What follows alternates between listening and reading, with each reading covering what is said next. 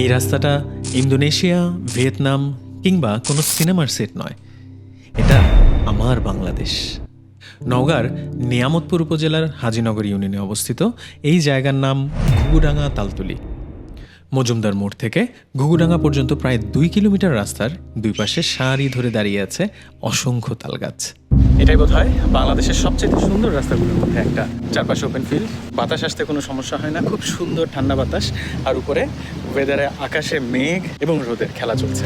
আমি এখানে এসেছি লোকাল অটোতে করে, কিন্তু অটো থেকে নেমে প্রথমবার যখন পুরো রাস্তাটা চোখের সামনে দেখলাম, কয়েক মুহূর্ত শুধু দাঁড়িয়েছিলাম।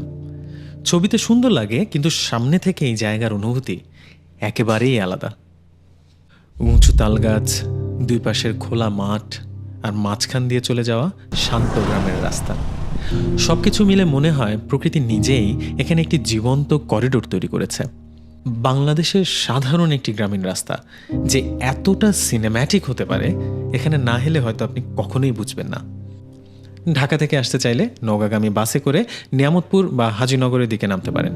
সেখান থেকে স্থানীয় অটো, ভ্যান কিংবা মোটরসাইকেলে ঘুঘুডাঙ্গা তালতলিতে চলে আসতে পারবেন। আর ট্রেনে আসলে সান্তাহার জংশনে নেমে নওগাঁ মহাদেবপুর চলে আসবেন।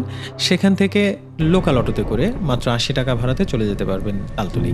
মনে রাখবেন, আমার এই বাংলাদেশ অসম্ভব রকমের সুন্দর। আর সেই সুন্দর বাংলাদেশ দেখতে চাইলে আমার চ্যানেলের সাথে থাকুন। ভিডিওটি ভালো লাগলে আপনার বন্ধুদের সাথে শেয়ার করতে ভুলবেন না।